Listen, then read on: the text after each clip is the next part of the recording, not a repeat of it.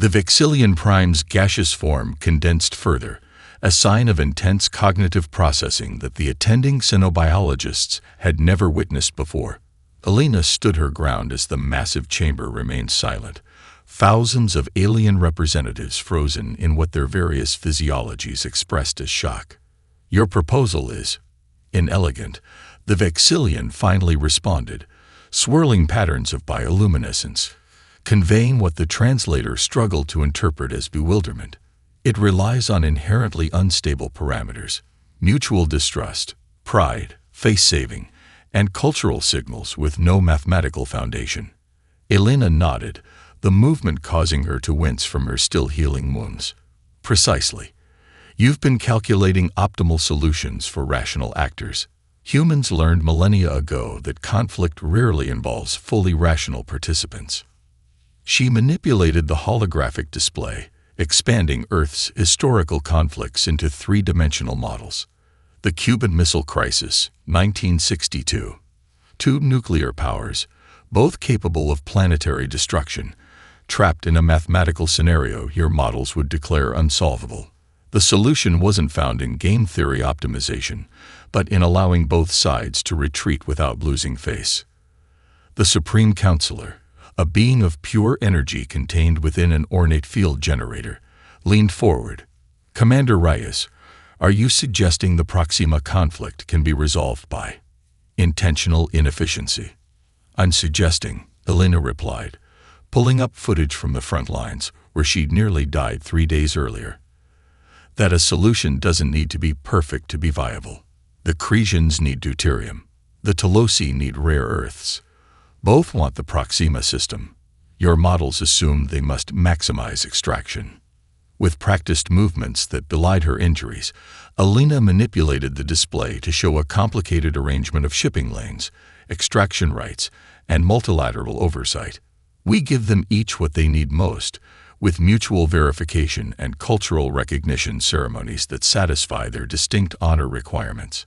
It's messy, no one gets everything they want, and every participant can claim victory to their population. The Algorithian representative, a silicon-based intelligence whose crystalline body refracted light in complex patterns, raised an appendage in objection. This arrangement is at best 62.4% efficient compared to optimal resource extraction. The computational processing alone will be handled by human diplomats on the ground." Elena interrupted, a breach of protocol that sent ripples of distress through the more formal species. "The resource distribution isn't the point. The stabilizing mechanism is that all parties save face while getting enough of what they need." The display shifted to show the casualties of continued conflict, billions dead if the mathematical quarantine solution were implemented. Beside it, Elena's proposal showed minimal additional casualties, with eventual stability. "This is how Earth survived its own resource wars," she continued softly. "Not with perfect solutions, but with human ones, messy, emotional, built on cultural understanding rather than pure calculation. We call it diplomacy." The Eternal Recorder, a being who had documented 10,000 years of galactic politics without ever engaging directly, surprised everyone by addressing the commander. Its voice, rarely heard in council, resonated with harmonic overtones that suggested deep contemplation. "In my archives," it intoned, "I find no precedent for this approach. Yet I also find no scenario where a species so young has brought fresh perspective to problems so old." It turned to face the Supreme Counselor. "I recommend implementation of the human protocol." The chamber erupted in multilingual debate, species communicating in everything from light pulses to pheromone bursts. Through it all, Elena stood unwavering, her eyes fixed on the casualty projections. She wasn't fighting for humanity's position in the galaxy. She was fighting for lives, alien lives, because that's what humans did when backs were against the wall. They found a way through. Not around. Not over. Through. The Chorus ambassador's crystalline body shimmered with agitation as Dr. Samira Khan's fever peaked. For a species that had engineered their own biology into mathematical perfection, watching someone deliberately infect themselves was incomprehensible. The emergency medical chamber, designed for 1,000 different species' physiologies, struggled to interpret human biological responses. Your vital signs indicate imminent multiple organ failure, the ambassador noted, his voice resonating through his crystalline form. Yet you refuse extraction from the test protocol. Explain this irrationality. Samira managed a weak smile, sweat beading on her forehead as her modified antibodies battled the Rigelian plague. The holographic displays surrounding her bed showed her cellular structures in real time. Human white blood cells, enhanced with tailored proteins derived from Earth's most resilient pathogens, launching what appeared to be a losing battle. Survival, she whispered, isn't always about winning every battle. Sometimes it's about losing slowly enough. The chorus medical team, their bodies refracting light in patterns indicating intense concentration, monitored the catastrophic war unfolding in Samira's bloodstream. They had expected her to die within minutes. 27 hours later, she was still fighting. Impossible, muttered the chief medical officer, a chorus elder whose crystalline structure held 5,000 years of genetic engineering knowledge. Her immune responses, adapting without genetic modification. Samira's research partner, Dr. Avery Chen, stepped forward. Humans don't just fight disease. We incorporate it. Our immune systems evolved through millions of years of biological warfare on a planet with more pathogenic diversity than any world in the galactic census. He displayed historical data from Earth's pandemics, smallpox, bubonic plague, malaria, influenza, COVID-25, diseases that would have exterminated most species but had instead forged humanity's immunological resilience. We learned long ago that perfect solutions break under unexpected variables, Chen explained. Instead, we built redundant, adaptable systems that don't require perfection to function. Messy but effective. The chamber fell silent as the monitor suddenly chimed. The plague's advance had stopped. In some areas, it had begun to retreat. The modified antibodies are working, Samira whispered, her voice stronger. Not by destroying the pathogen, but by incorporating parts of it, forcing it to evolve into a less lethal variant that can coexist with the host. The chorus ambassador approached her bed, his crystalline appendage extending to touch the medical scanner.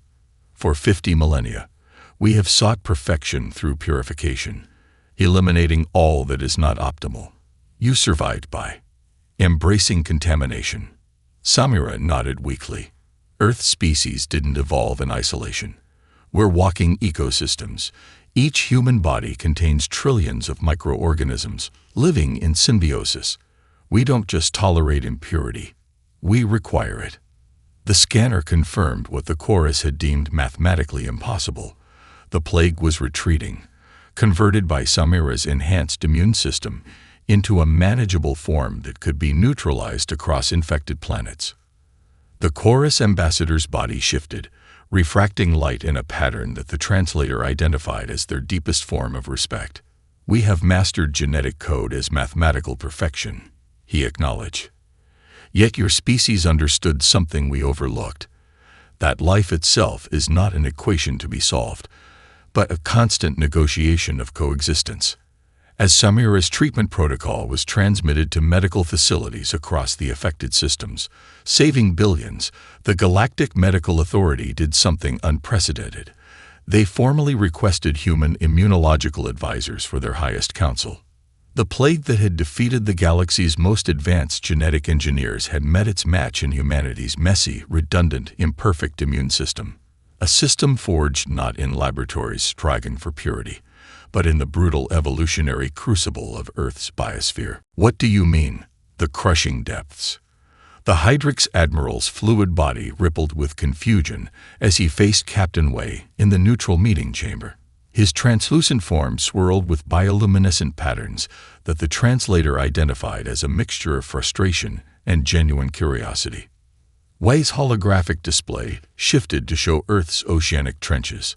While your species evolved in the open waters, colonizing surface waves and shallow seas, parts of our oceans reached depths where pressure would crush your physical form instantly. We've been waging three-dimensional warfare in the darkness since before we had electricity. The Hydrix delegation bubbled with agitation. To a species that had never needed to develop technologies for extreme pressure environments, the concept was almost incomprehensible. Our historical submariners operated blind. Wei continued, pulling up ancient images of Earth's earliest submarine warfare, navigating by sound alone, in vessels that would implode if they descended too deep. We learned to think in pressure gradients, thermal layers, and acoustic shadows while your ancestors were still swimming in open shoals. The tactical officer from Wei's flagship, Lieutenant Khadija O.C., stepped forward with additional displays showing the battle telemetry. Your fleet movements followed surface water patterns, expanding outward in wave formations, maintaining line-of-sight communications, and retreating along the same vectors you advanced. She toggled to the human fleet's maneuvers.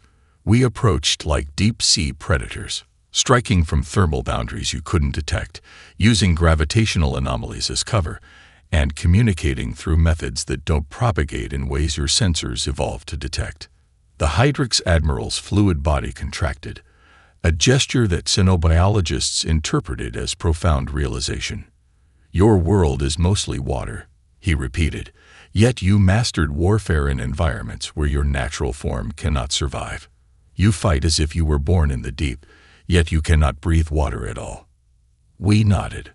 Earth's oceans taught us that we must adapt to environments hostile to our existence. We became predators in realms where we are naturally prey.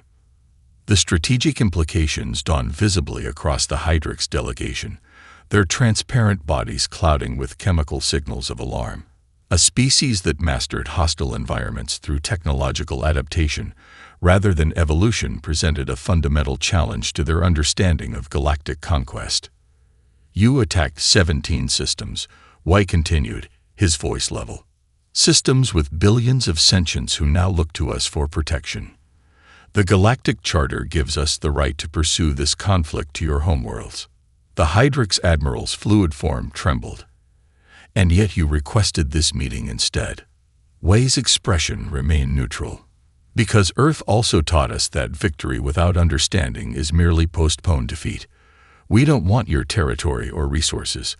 We want recognition of boundaries and reparations for the affected systems. He displayed the terms, significantly more lenient than galactic law permitted. The Hydrix delegation conferred through biochemical exchanges that human sensors couldn't fully interpret. Why offer terms when you could claim our worlds? The Admiral finally asked. Because we understand something about water that you've forgotten, Wei replied. Water doesn't just flow around obstacles. Given time, it reshapes them. Vengeance creates resistance. Reasonable terms create allies. As the Hydrix delegation formally accepted humanity's conditions, ending the brief but devastating war, observing diplomats from 12 species transmitted emergency analyses to their governments.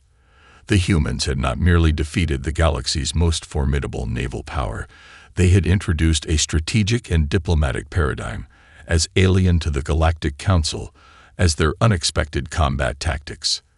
The Hydrix Admiral, preparing to depart, made a final observation that would be recorded in military academies across 1,000 worlds. We mistook their mostly water world for evolutionary similarity. We failed to recognize that having to conquer hostile environments creates greater adaptability than being born perfectly adapted to one. Maya's control module groaned under pressure that exceeded its design tolerances as it descended through a fissure in Titan Vui's fragmenting crust. The planet's core destabilization had accelerated beyond projections, creating gravitational fluctuations that the module's navigation systems struggled to compensate for. Drilling team. Status report, she commanded, wiping sweat from her brow, as the temperature inside the module climbed despite the cooling systems operating at maximum capacity. Main bore has reached 30 kilometers, reported Chief Engineer Prisha Nayar, her voice distorted by interference from the geomagnetic anomalies racking the planet. Secondary stabilization rigs are in position, but we're losing ground at injection sites 7 and 12. On Maya's primary display, the planet's mantle churned with ominous red patterns, indicating imminent catastrophic failure. The Auroran models had given them less than 8 hours before the core destabilized completely, rendering the planet uninhabitable. 2 million colonists couldn't be evacuated in time. Core temperature increasing by 15 degrees per minute, warned the AI system. Probability of mission success now below 8%. Maya ignored the estimate. Probability calculations didn't account for human determination. Reroute power from Site 4 to Shore Up 7 and 12. Prepare to inject the nanite stabilizer directly into the magma flow. The Auroran observer, his gaseous form contained within a specialized environment suit, drifted closer to Maya's station. Engineer Okafor, the structural integrity of the mantle cannot support direct injection at these temperatures. Your models must be flawed. Maya didn't look up from her calculations. Our models aren't based on perfect stability, Ambassador. They're based on Earth's tectonic behavior, a system that's been unstable for billions of years. She pulled up comparison data showing Earth's geological activity. Your species evolved in gas giants with stable cores. Ours evolved on a world constantly tearing itself apart through plate tectonics, volcanic eruptions, and geological upheaval. Earth taught us that stability isn't an absolute state. It's a managed equilibrium of controlled chaos. The main drilling rig suddenly lurched as a tremor rocked the operation site. Warning klaxons blared as magma surged through secondary containment barriers. Site 9 is lost, shouted Nayar through the comms, redirecting remaining rigs to compensate. The Auroran observer's gaseous form contracted in what xenobiologists recognized as extreme distress. You cannot succeed. The mathematics is absolute. Mathematics doesn't account for stubbornness. Maya interrupted, her fingers flying across the control interfaces. Deploy the magnetic containment field and prepare for core injection. What followed was a ballet of precisely orchestrated chaos that defied the Auroran's fundamental understanding of planetary engineering. Rather than fighting the core's destabilization directly, Maya's team worked with it, redirecting energy flows, using the planet's own convection currents to distribute their stabilizing nanites, allowing controlled eruptions to release pressure while reinforcing critical junctures. You're not trying to stop the core activity, the Auroran realized, his gaseous form pulsating with what the translator interpreted as astonishment. You're guiding it into a new equilibrium. Maya nodded as the first indicators began shifting from red to amber. Perfect stability is impossible for a living planet. Earth taught us to work with geological forces rather than against them. 72 hours later, as the core finally settled into its new equilibrium pattern, the Auroran Grandmaster himself visited the scorched drilling site. His gaseous form solidified partially, the ultimate show of respect from a species that considered physical condensation an uncomfortable vulnerability. For millennia, we have approached gravitational engineering as a pursuit of perfect stability, he acknowledged, observing the network of stabilization rigs that now maintained Titan VII's new geological balance. Your species approaches it as a conversation with chaos. Maya, exhausted but triumphant, gestured to the colonists already returning to their homes across the stabilized landscape.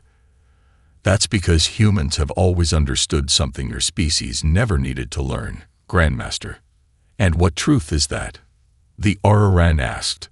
That surviving isn't about preventing disaster, Maya replied. It's about dancing with it. The massive organic vessel of the Myriad hovered silently before the hastily assembled diplomatic platform. 3 days had passed since Professor Daniel Chen's unorthodox transmission of Earth's artistic history, and the galaxy still held its collective breath.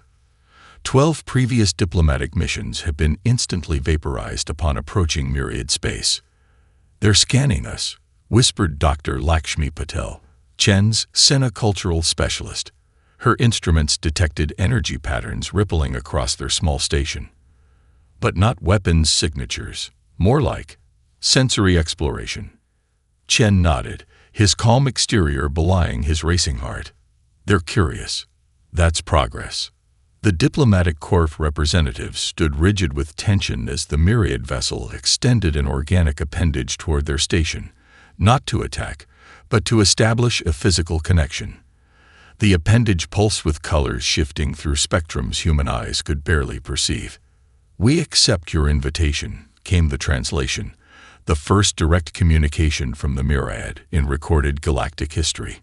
The voice emerged simultaneously from all communication systems, as though the very electronics had become extensions of the hive mind. Chen had prepared for this moment, yet still felt overwhelmed as he stepped forward. "We welcome this opportunity for understanding." The organic corridor that formed between vessels defied conventional physics, creating a space that seemed to exist partially in another dimension.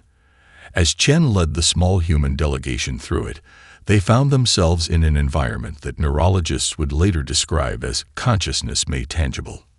Within the myriad vessel, thoughts manifested as visible patterns, emotions as harmonic vibrations. The hive mind surrounded them, not as individuals but as facets of a single vast intelligence. "We have experienced your transmissions," the myriad communicated, their collective voice resonating directly in the humans' minds. "We have questions." What followed was not a traditional diplomatic exchange, but a profound cultural interrogation. The myriad projected Bach's fugues alongside jazz improvisations, unable to comprehend how the same species could create both structured precision and chaotic spontaneity. They displayed Renaissance paintings beside abstract expressionism, baffled by such divergent interpretations of reality from beings with identical sensory organs. How can separate minds create such contradiction, yet remain a cohesive species? The myriad asked, genuine bewilderment resonating through their collective consciousness. Chen smiled, gesturing to his diverse team. "What you perceive as contradiction, we experience as complementary. Human creativity emerges precisely because we don't share a unified perspective."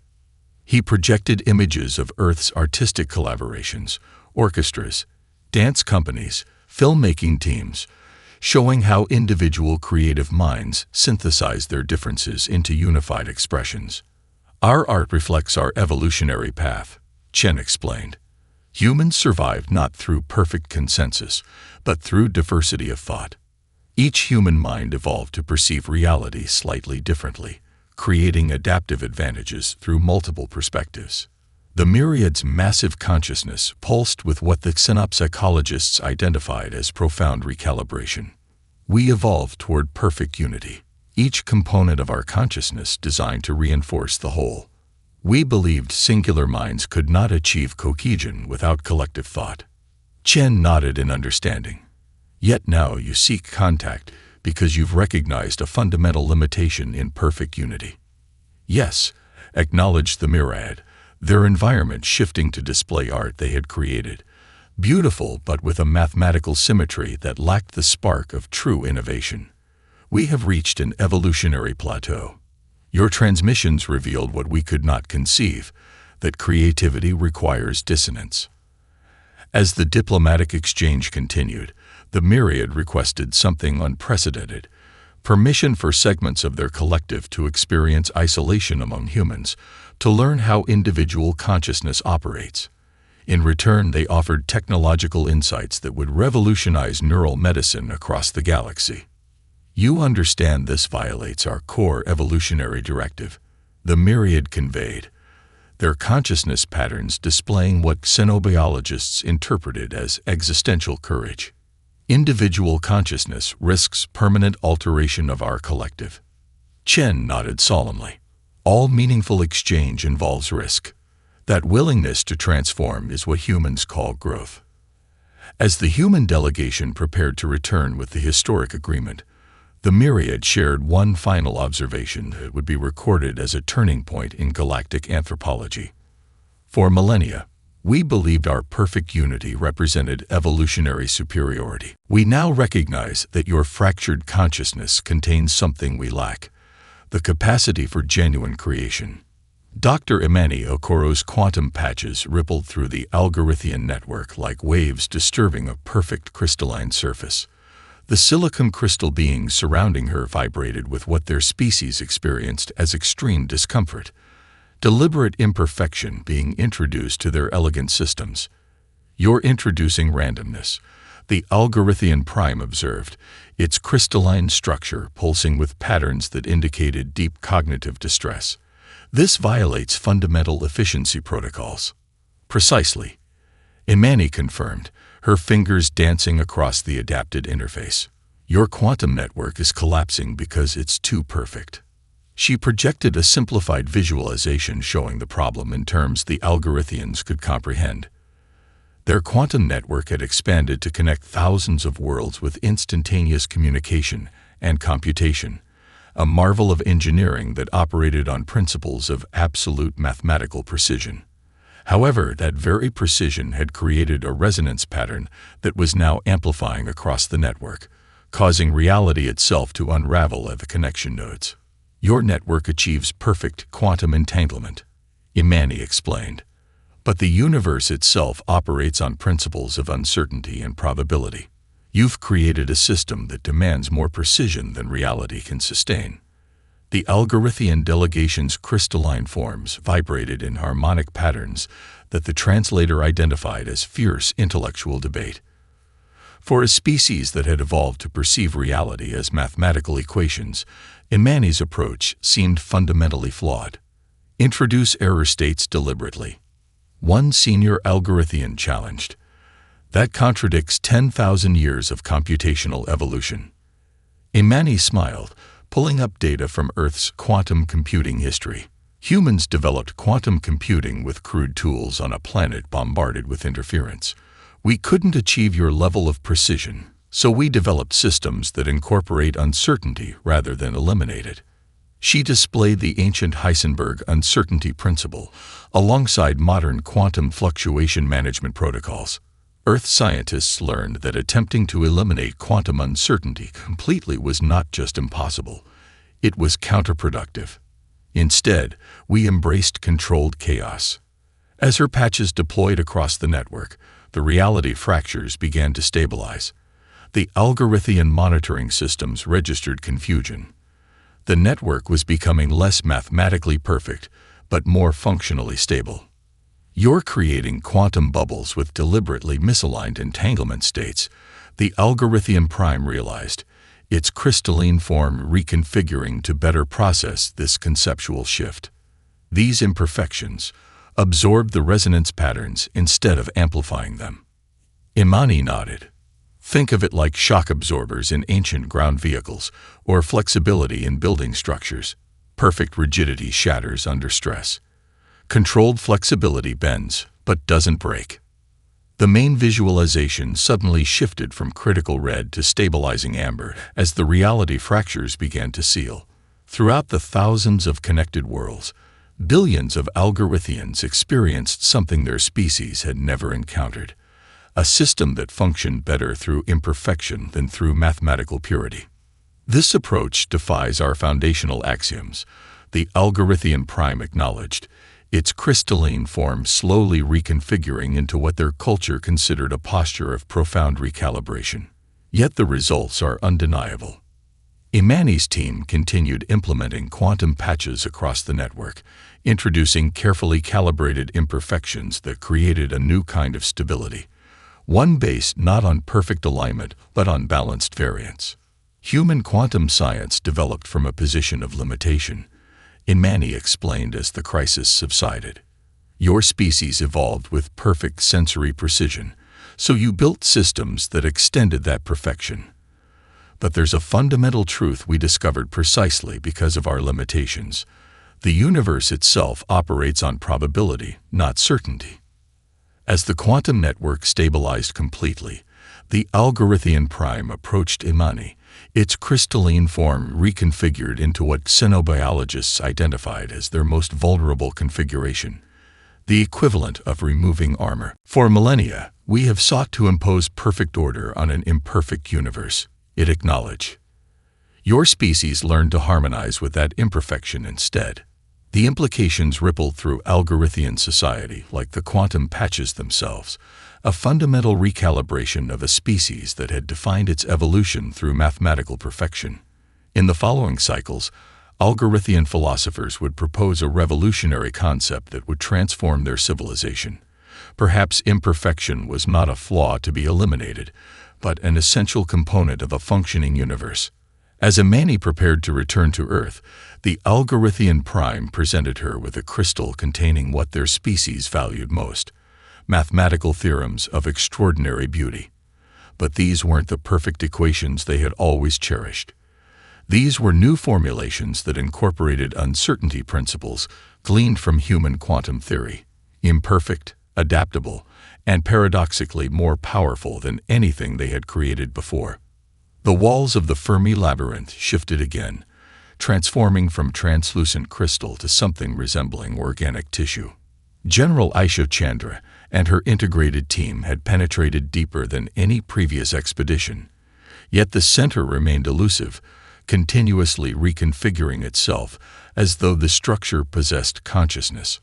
Probability wave collapse imminent warned the Algorithmian member of their team, its crystalline form vibrating with calculations.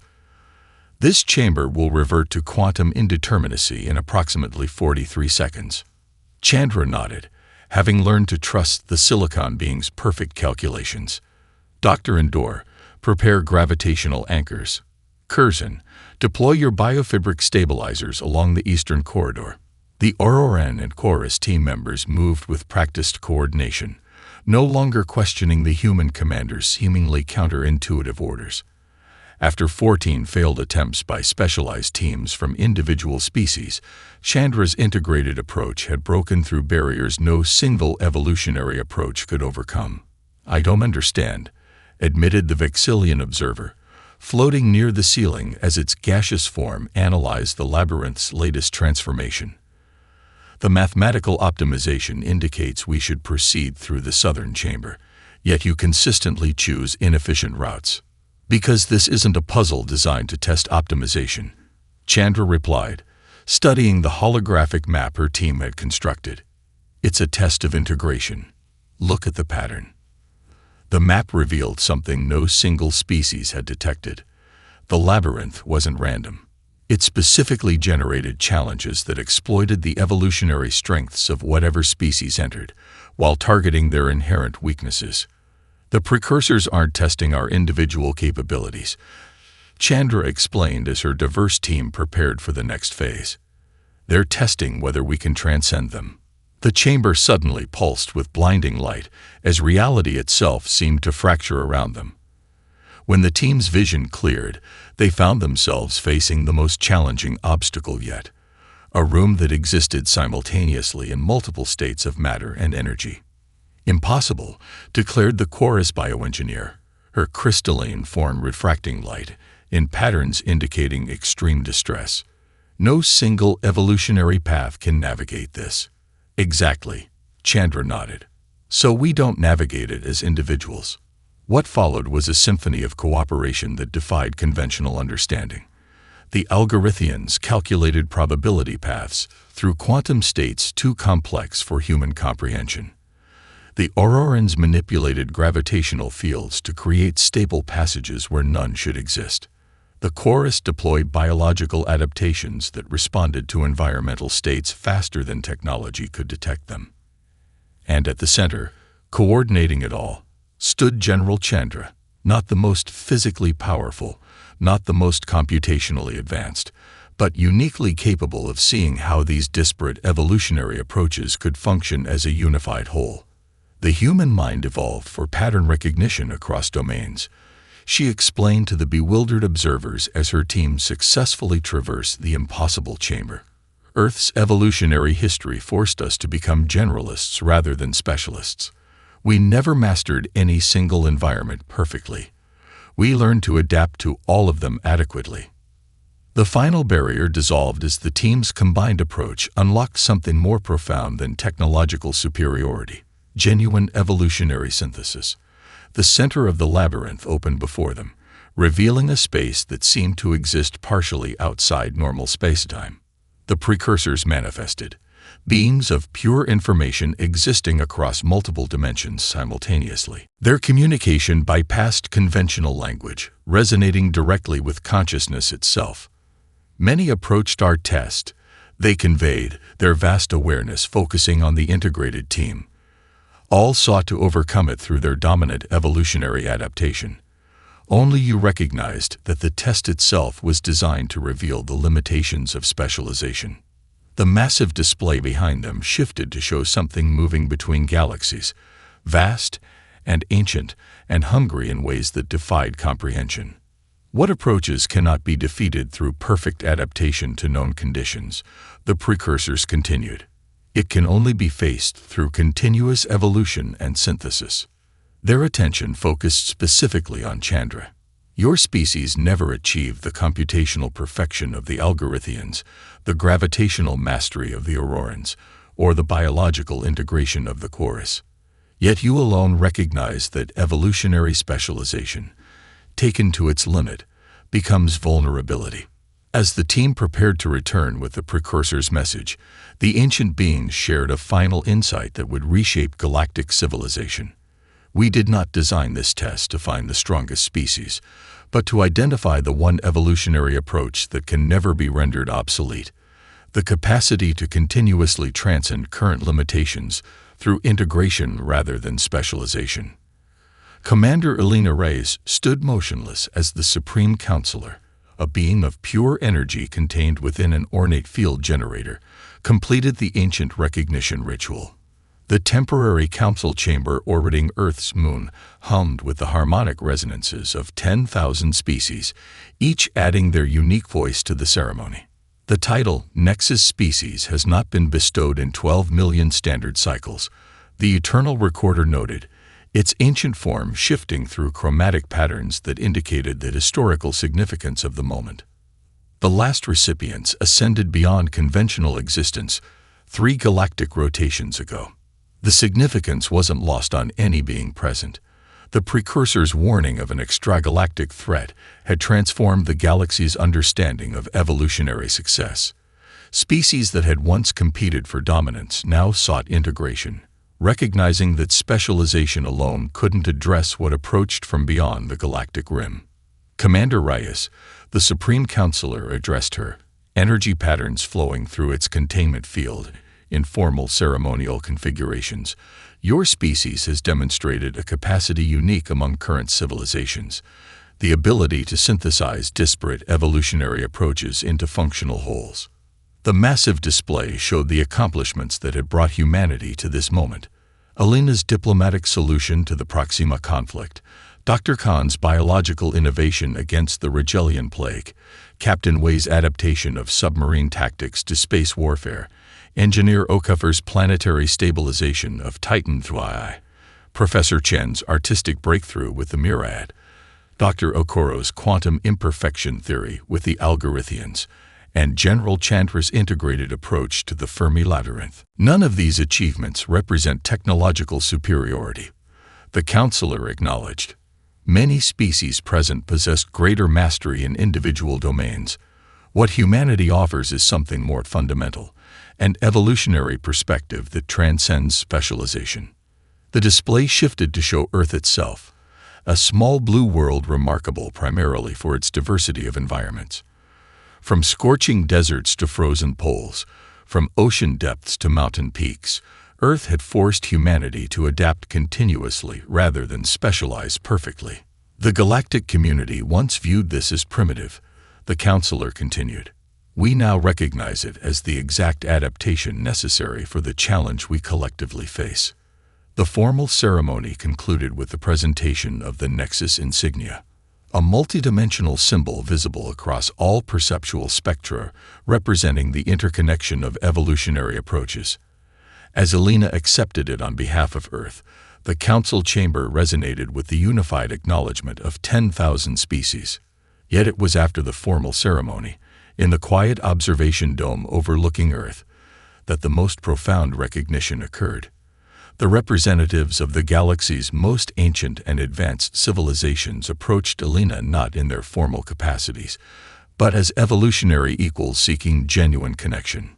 For millennia, We defined advancement as the perfection of our inherent evolutionary traits. The Algorithian prime acknowledged its crystalline form configured in what their species considered their most vulnerable state. We now understand that perfection itself becomes limitation when faced with the truly unknown. The Auroran Grandmaster, the Chorus Elder, the Hydrix Admiral, the Vixilian Prime, and the Myriad Collective all shared similar revelations, each species recognizing that their greatest strengths had become potential vulnerabilities through over-specialization. Humanity never achieved our gravitational mastery. The Auroran Grandmaster observed, his gaseous form pulsing with harmonic patterns of genuine respect. Yet precisely because of this, you learn to adapt to gravitational conditions rather than control them, a far more versatile evolutionary approach. As Earth rotated below them, its blue-white sphere seeming so small against the vastness of space, Alina found herself reflecting on humanity's journey among the stars. Every human advancement had come not from inherent superiority, but from the necessity of overcoming inherent limitations. We never had the option of specializing, she explained to the assembled representatives. Earth never allowed it. Our planet's environments changed too rapidly, its conditions too diverse. We either learned to adapt continuously, or we perished. The Eternal Recorder, who had documented galactic civilization since before humans mastered fire, added the final observation that would define humanity's role in the coming challenge. The most successful evolutionary strategy is not the perfection of existing adaptation, but the maintenance of adaptability itself. This is what humans represent, not what you have become, but what you continuously become. As the anthem of Earth played throughout the chamber, simple notes compared to the mathematical precision of other species' ceremonial compositions, yet haunting in its emotional resonance, the gathered representatives of the galaxy understood. Humanity's greatness was never about dominance or perfection. It was about the continuous journey toward what could be, rather than the perfection of what already was.